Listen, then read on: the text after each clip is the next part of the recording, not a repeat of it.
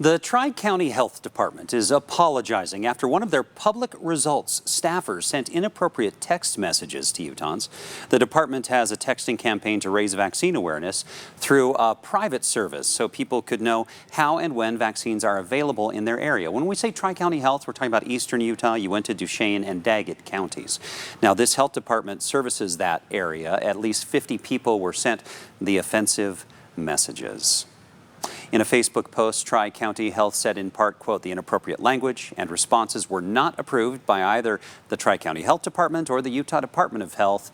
We sincerely apologize to everyone who received the messages.